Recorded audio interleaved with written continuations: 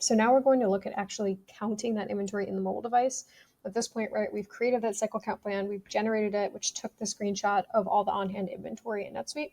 And then we started the cycle count, which means we've sent it to the device so that somebody can start counting that inventory.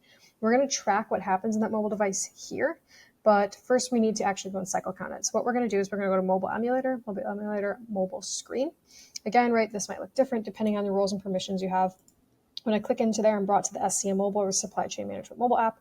NetSuite's way of consolidating all the supply chain related apps in one place. We'll look at Smart Count Suite Up in another video. For now, we're going to focus on WMS. When I do that, I have a whole list of locations I can select from, but if my employee record is assigned to one warehouse, I won't see this list. I'll just be brought into my warehouse location.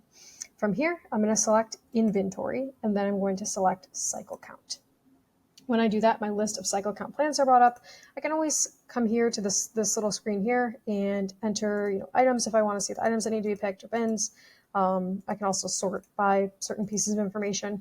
When I'm ready to start counting this inventory, I'm going to click in this little link on the cycle count plan, and NetSuite's going to start to tell me where I need to go first to start picking the inventory that's part of this cycle count plan.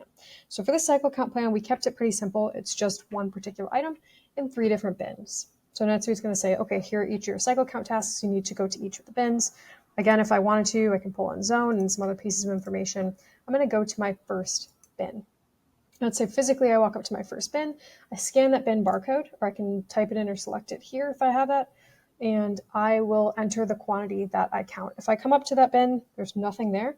I'm going to click 0 quantity. First, I need to, if I have barcodes on my items or my pallets, I can scan that barcode or select that item. And then I'm going to enter how many I've counted.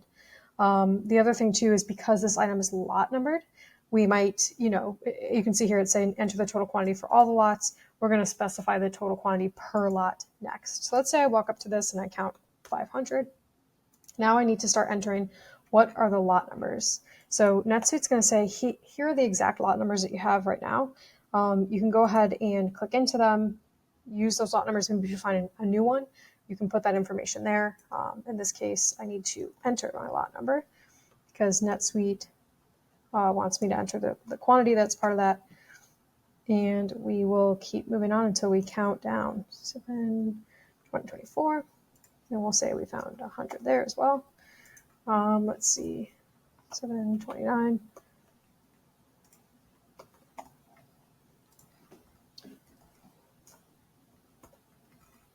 And then I will say we found 200 there. Now NetSuite's going to say, okay, you've hit that total quantity of 500 that you counted. You can go ahead and move on to another bin or another item if you need to and continue to count that. What we're going to do really quickly, you can see I can toggle show completed and see the total I've counted. I'm going to refresh my inventory count, and I can see right now that this is the count quantity that this person counted in this bin. I can go to my inventory detail and see the status and the lot numbers that they've counted as well. I'll show a video on some of the dashboards so we can see how to approve or reject these, as well as see what the count should have been, what NetSuite was saying was in there versus what the person who's actually counting counted in that bin.